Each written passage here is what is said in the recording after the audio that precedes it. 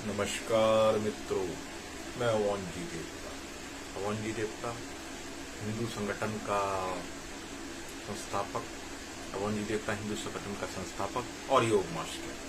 मित्रों, मैं योग सिखाता हूँ और मेरा यही ध्येय है कि आप किस प्रकार स्वस्थ रहें योग के द्वारा। तो आज का हमारा विषय है कि हम जो है प्राणायाम के द्वारा कैसे अपने हृदय रोगों को दूर कर सकते हैं। मित्रों, स्टार्ट करते हैं आज हमारा, और साथ में मैं आपको इसके बाद मैं आपको थोड़ा सा कुछ ब्रीथिंग की टेक्निक बताऊंगा। फिर इसके बाद थोड़ा सा मोटिवेशन छोटा सा एक मैं प्रवचन दे दूंगा आपको। तो मित्रों, सर्वप्रथम आपको क्या करना है, आप देख लीजिए कि आपको सबसे पहले आप सीधा बैठ जाइए। सीधा बैठने के बाद आपको जो है आपको नाड़ी शोधन करना है।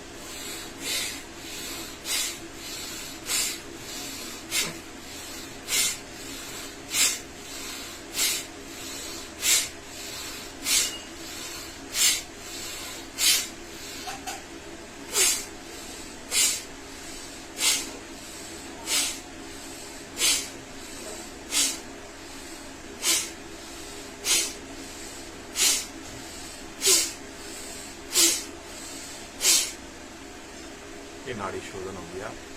इसके करने से आपकी जो अंदर की जो ब्लड वेसल्स हैं वो खुलेंगी और मित्रों इसके करने से जो हृदय गति है वो भी नॉर्मल होती है। तो मित्रों, जब ऑक्सीजन की कमी हो जाती है तो वहीं ऑक्सीजन की पैदा हो जाती है। तो आपको अगर सबसे पहले आपको सांस लेना है, लंबा सांस लेना है, डीप ब्रीदिंग करना है, पेट तक भरना है। और मित्रों,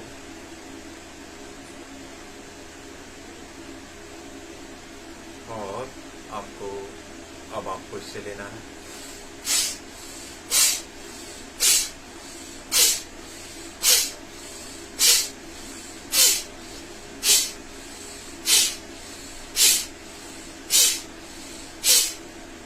ठीक, ये हो गया आपका नाड़ी शोधन। तो मित्रों 30 सेकंड करना है, मात्र आपको 30 सेकंड करना है।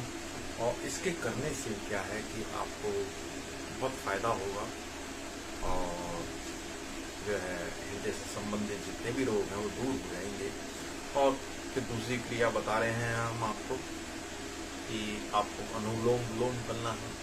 आपको इससे लेना है, इससे छोड़ना है। लेने को पूरक कहते हैं, छोड़ने को रेचक कहते हैं।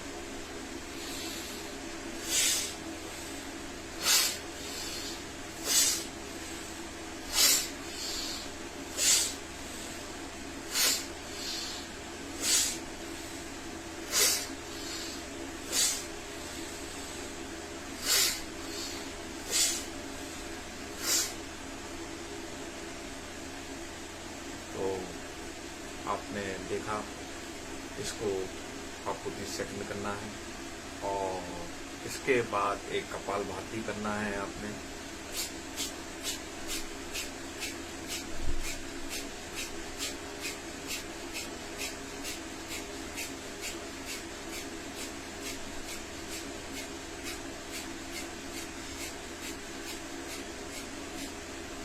ठीक, 30 सेकंड ये करना है। तो मित्रों, आपको अभी तक हमने 3 क्रिया बताई। 3 क्रिया का मतलब अभी 1.5 मिनट आपने किया। अब इसके बाद आपको क्या करना है, आपको एक भ्रामरी करना है, भंवरे की तरह छोड़ना है सांस को।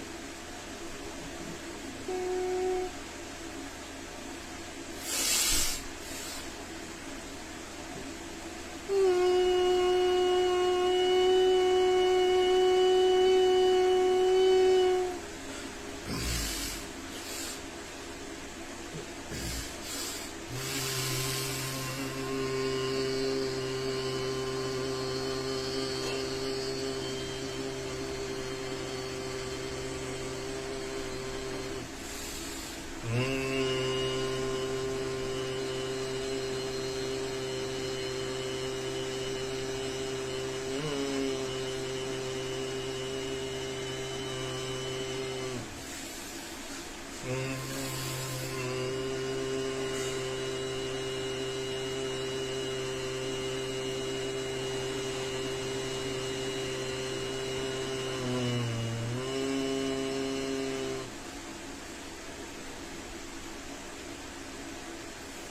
फिर आपको भस्त्रिका करना है। इसमें सांस को जोर जोर से छोड़ना पड़ता है। पहले भरते हैं, ठीक है ना, लोहार की धोपनी की तरह चलना चाहिए।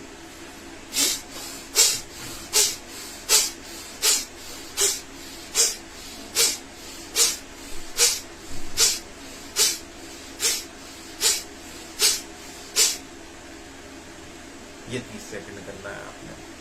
अगर आप हृदय के रोगी हैं तो थोड़ा आराम आराम से रहें।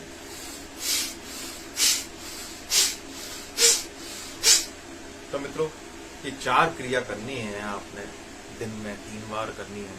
साथ में मित्रों, इसके साथ आप खूब तेज तेज चलें, कम से कम 1 घंटा वॉक करें, तो हृदय रोगों से आप दूर होंगे, ठीक है ना मित्रों। और अपना blood pressure, diabetes level control रखें। तो मित्रों, हृदय का रोग बहुत बुरा है और बहुत फ्रीक्वेंटली हमारे समाज में फैल रहा है। और इसके देखिए, पहले ये 50-60 की उम्र में आता था, अब 30-40 की में आ रहा है, और अब बच्चों को भी हो रहा है हृदय रोग, क्योंकि इसके लिए हमारा इन्वायरमेंट जिम्मेदार है, ठीक है ना मित्रों। तो मित्रों, बात ऐसी है कि जब आप करेंगे ना तो बहुत लाभ होगा, ठीक है ना। तो मित्रों, ये आप कीजिए। एक तो आप ब्रीदिंग एक्सरसाइज कीजिए, मात्र 2 मिनट कीजिए, ये क्रिया कर लीजिए।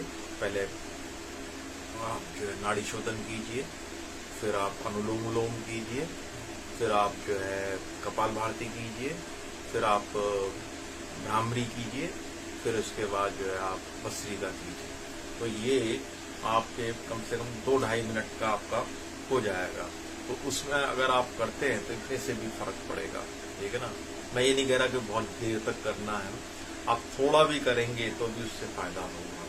अब मित्रों, अब समय हो चला है कि आपको मैं थोड़ा सा बताऊं कि भाई आप जो है किस प्रकार अपने जीवन में सफलता को प्राप्त कर सकते हैं।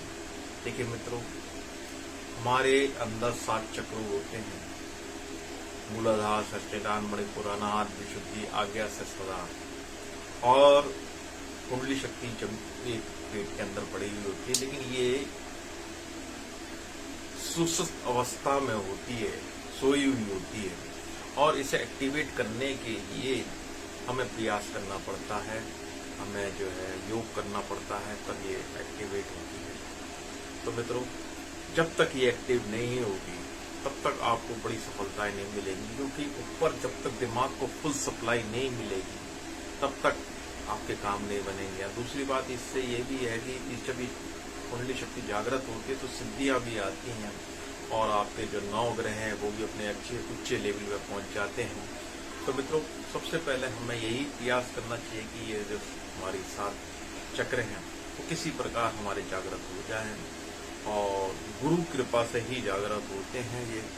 और जब गुरु कृपा करते हैं तो ये जागृत हो जाते हैं, और इनकी जागृत होने से आपको थोड़ी सी ही मात्रा में मेहनत करने पे बहुत बड़ा लाभ मिलता है। मतलब टच करने से ही बड़ा जोर का झटका लगता है। मतलब मैंने एक उदाहरण बताया आपको। तो मित्रों, और जब आपकी क्रियाएं होने लगती हैं तब आपको एक आनंद की अनुभूति होती है। देखिए मित्रों, कई बार हम बहुत मेहनत करते हैं लेकिन सफलता नहीं मिलती, ठीक है ना। ये आप भी जानते हैं और मैं भी जानता हूँ। तो मतलब ये है कि हमें इन शक्तियों को जागृत करना चाहिए, ठीक है ना। ये मेरा निजी एक्सपीरियंस है कि जब तक मेरी ये शक्तियाँ जागृत नहीं हुई थी तब तक मेरे जीवन में कोई चीज खास चीज नहीं आया था। अब मित्रों, जब गुरु महाराज की कृपा हुई, एक शक्ति जागृत हुई, तो मैंने स्पष्ट महसूस किया, आपको उसको प्रतीत हुआ मुझे कि भी मेरे जीवन में बहुत ही लंबा जो है एक अलग चेंजिंग आ गया है। और देखिए, और इससे बहुत फर्क पड़ता है, ठीक है ना। आपका लाइफ स्टाइल चेंज हो जाएगा, क्योंकि जो नकारात्मक ऊर्जा है ना, वो एक तरह से समाप्त हो जाएगी। वही एक विघन डालती है, नकारात्मक जो ऊर्जा है वो आपको नीचे ले जाती है।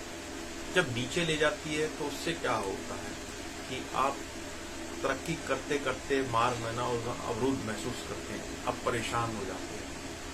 देखो मित्रों, बात ऐसी है, अगर ये ऊर्जा जागृत हो गई ना तो आपके दिमाग को, मस्तिष्क को मजबूत बनाएगी। जो कमजोर मस्तिष्क वाले होते हैं वो जरा सी समस्या को ना बड़ी प्रॉब्लम समझते हैं, झल्लाते हैं वो, और वो जो है उनको बहुत बड़ी दिक्कतें लगती हैं।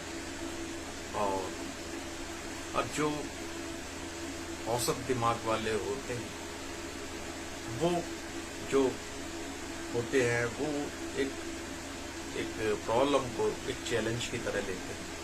लेकिन जो मजबूत दिमाग वाले होते हैं वो एक प्रॉब्लम को एक मौका लेते हैं कि एक मौका मिला है हमें कुछ काम करने के लिए, हमें इससे लाभ उठाना चाहिए। देखिए मित्रों, समस्या वही है लेकिन आदमी 3 है, ठीक है ना मित्रों। तो मित्रों, इस शक्ति का जागृत होना बहुत जरूरी है।